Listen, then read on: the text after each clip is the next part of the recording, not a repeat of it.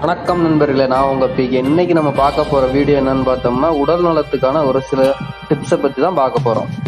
இன்றைய காலகட்டத்தில் எல்லார் வீட்லேயும் ஃப்ரிட்ஜ் இருக்குது. அப்படிப்பட்ட ஃப்ரிட்ஜில் நம்ம வைக்கக்கூடிய காய்கறிகள், பழங்கள் எவ்வளோ நாள் வைக்கலாங்கிறத பார்ப்போம். இப்போ காய்கறிகள்னு எடுத்துக்கிட்டோம்னா பீன்ஸு, காலிஃப்ளவர், காளான், வெண்டைக்காய் இதெல்லாம் 1 to 2 நாட்கள் அப்படியே வைக்கலாங்க. தக்காளியை 5 நாள் வைக்கலாம்.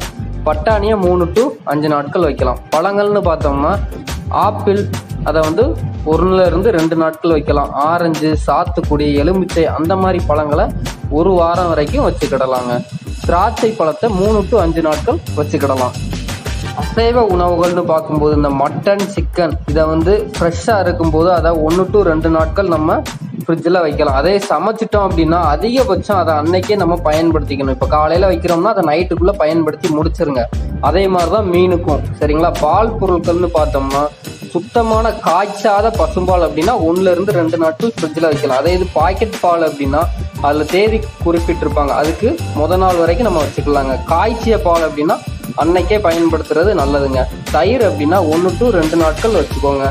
ஜீஸு, பட்ரு அந்த மாதிரினா 1 வாரம் வரைக்கும் நம்ம வச்சுக்கிடலாங்க. இதில் என்ன முக்கியமான உணவு அப்படின்னு பார்த்தோம்னா, சமைத்த மற்றும் அசைவ உணவுகளை ஃப்ரிட்ஜில் வைக்காம தவிர்ப்பது மிகவும் நல்லது, பாதுகாப்பானது. முடியாத பட்சத்துக்கு நீங்கள் வச்சு அன்னைக்கே யூஸ் பண்ணுறது ரொம்ப பெட்டருங்க. அடுத்ததாக நம்ம பார்க்க போகிறது இஞ்சி தாங்க. காலையில் இந்த இஞ்சியை நல்லா சாறு எடுத்து உப்பு கலந்து 3 நாட்கள் சாப்பிட்டு வாங்க. பித்த, தலை சுற்று, மலச்சிக்கல் தீரும். அதுபோக உடம்பு நல்லா இளமையோடு இருப்பீங்க. அடுத்ததாக மஞ்சள் கலந்த நீர் குடிக்கிறதுனால நமக்கு என்ன நடக்கும்னு பார்த்தோம்னா, 1 டம்ளர் வெதுவெதுப்பான நீரில் சிறிது மஞ்சள் தூள் கலந்து குடிக்கணும். இது கொஞ்சம் லைட்டாக நம்ம குடிக்கிற சூட்டுக்கு இருந்தாலே போதுங்க. இதனால் என்ன நடக்கும்னா, சிறந்த உடல் ஆரோக்கியம் கிடைக்கும், மூளை சுறுசுறுப்போடு இருக்கும், கல்லீரல், செரிமான பிரச்சனைகள் போன்றவையெல்லாம் குணமாகுங்க. மேலும் இதை காலையில் வெறும் வயிற்றில் குடித்தாதான் நல்ல நன்மைகள் கிடைக்கும் சொல்கிறாங்க. அடுத்ததாக ரத்த அழுத்தம், நரம்பு நோய் குணமாக என்ன பண்ணணும்னு பார்த்தோம்னா, பீட்ரூட் சாறை ஒரு 100 மில்லி அளவுக்கு எடுத்துக்கணுங்க. இதில் 1/4 ஸ்பூனு மிளகு பொடி, 1/2 ஸ்பூனு சீரக பொடி, சிறிது மஞ்சள் சேர்த்து கலந்து நல்லா குடிக்கணுங்க. அப்படி குடிச்சு வரும்போது உயர் ரத்த அழுத்தம் குறையும், ரத்தத்தில் உள்ள கொழுப்பு சத்து குறையும், ரத்த நாளங்களில் அடைப்பை சரி செய்யும், நரம்புகளில் ஏற்படுத்த நோய்களுக்கு மருந்தாகுதுங்க, உடல் நல்லா பலம் பெறுங்க. அடுத்ததாக அந்த புதினா கீரைங்க. அந்த புதினா கீரையில் உடல் ஆரோக்கியத்துக்கு தேவையான வைட்டமின்கள், தாது பொருட்கள் அதிக அளவு இருக்குங்க.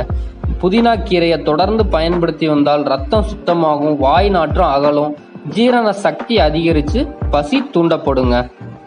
அடுத்ததாக வேப்பிலை சாறுடன் மோர் கலந்து சாப்பிட்டு வந்தால் வயிற்றில் உள்ள பூச்சிகளே இருக்காதுங்க. அதே மாதிரி பொன்னாங்கண்ணி கீரையை சூப்பு செஞ்சு சாப்பிட்டு வந்தால் உடல் நல்லா வலிமை பெறுங்க, மூளை சூடு ஏற்படாது.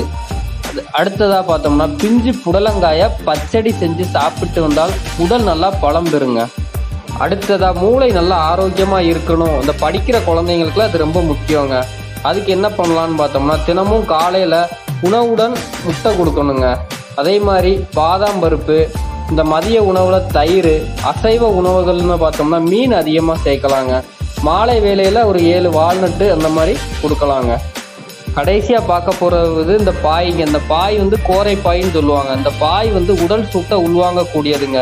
கர்ப்பிணி பெண்கள் பாயில் உறங்குவதனால இடுப்பு வலி, முதுகு வலி இதெல்லாம் வரவே வராதுங்க. பாயில் உறங்கும் பழக்கம் உடைய பெண்களுக்கு பிரசவ நேரத்தில் சிசேரியன் தேவைப்படாதுங்க.